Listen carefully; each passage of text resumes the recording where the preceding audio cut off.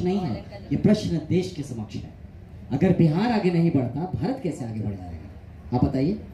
अब हम हो सकता है कि हाथ को यहाँ छोड़ के पूरा शरीर आगे चला जाए, कैसे आगे बढ़ेगा शरीर? ये हाथ को छोड़ के, पैर को छोड़ के, या सर को छोड़ के, या आँख को छोड़ के चलेंगे तो सब चलेंगे, रुकेंगे तो सब रुकेंगे। तो भैया बिहार को पीछे छोड़ के भारत आगे कैसे जाएगा?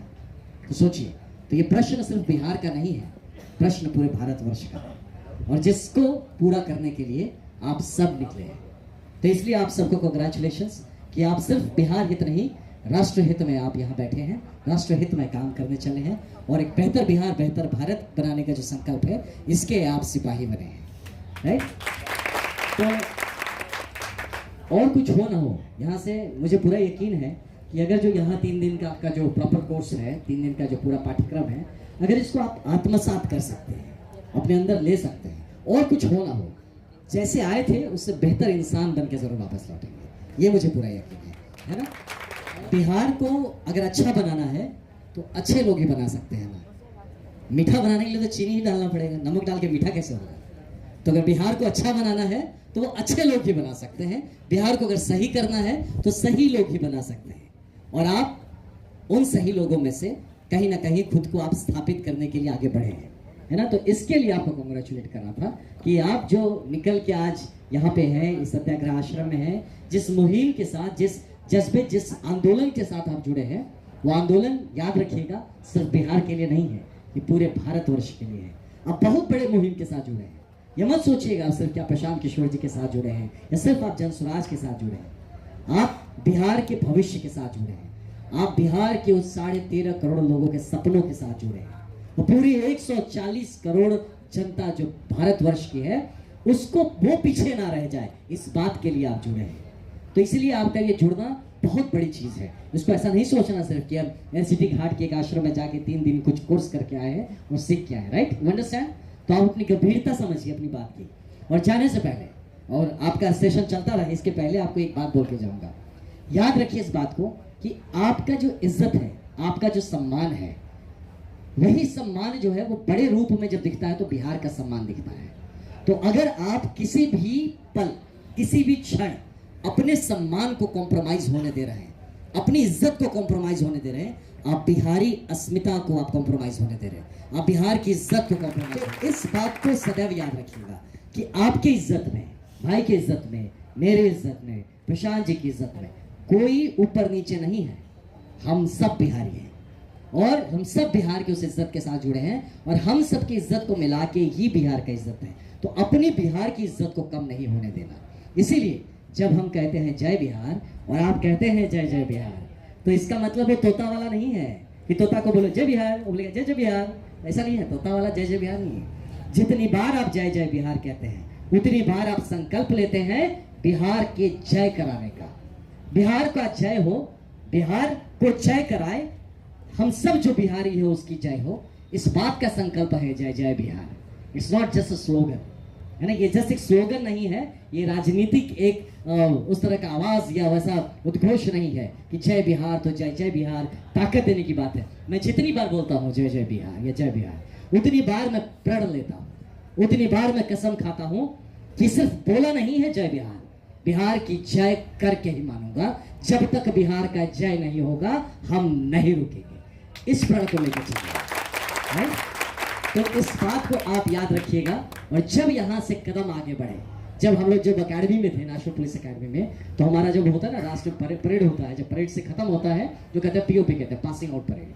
तो पासिंग आउट परेड में ना लाइक हम ऐसा करके जब निकलते हैं, वहाँ एक लाइन बना होता है, उसमें लिखा रहता है पहला कदम जिम्मेदारी की तरफ।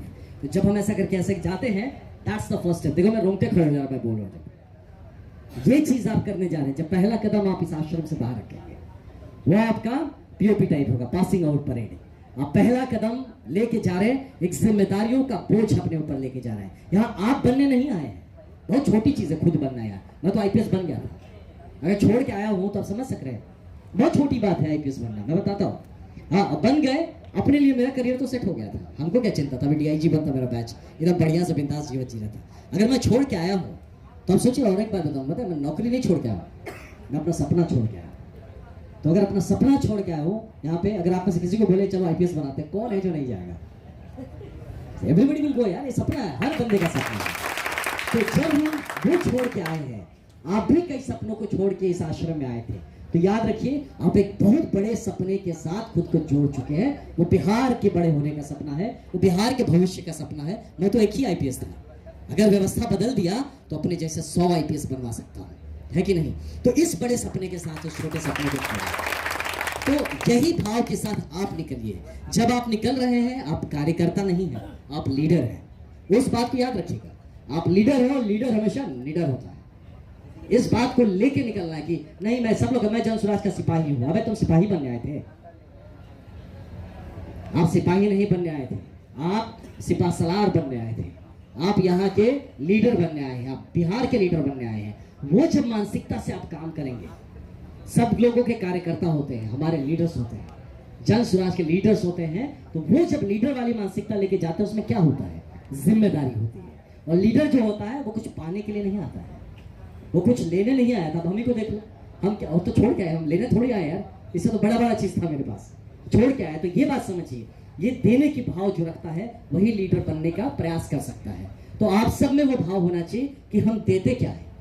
राजा बनना है आपको, राजा तो दाता होता है, राजा मांगता थोड़े होता है, राजा तो देता है, वो मांगता थोड़ी। तो बिहार को वैसा राजा बनाना है आपको। अगर बिहार का राजा बनना है, राजा कहने का मतलब कि जो बंदा अपने लोगों का ख्याल रखे। राजा क्या करता है? अपने लोगों का ख्याल रखता है। राजा अपने लोगों पर लाठी नहीं चलाता है। तो वैसा अगर बनना है तो उस बात को आप सदैव दिमाग में याद रखिएगा। इस बात को कभी मन से उतरने मत दीजिएगा, अरे यार हमारे एक करने से क्या होगा। वही एक आपके नहीं करने से चीजें नहीं होगी। अब बताइए, ये छोटा सा गैप है ये दोनों उंगली के बीच में, ये बोलेंगे ये छोटा सा गैप में क्या बताइए? वो छोटे से गैप के चलते वो सर्किट पूरा नहीं होता है, बल्ब नहीं जलेगा। कितना बड़ा डिफरेंस करना है दो तार के बीच में, इतना सा डिफरेंस करिए और लाइट नहीं जलेगा, कहीं करंट नहीं चलेगा। और छोटा सा डिफरेंस, वही छोटा सा आप है, वो आप है। इस बात को याद रखिएगा कि आपका होना, आपका वहां काम करना बहुत जरूरी है।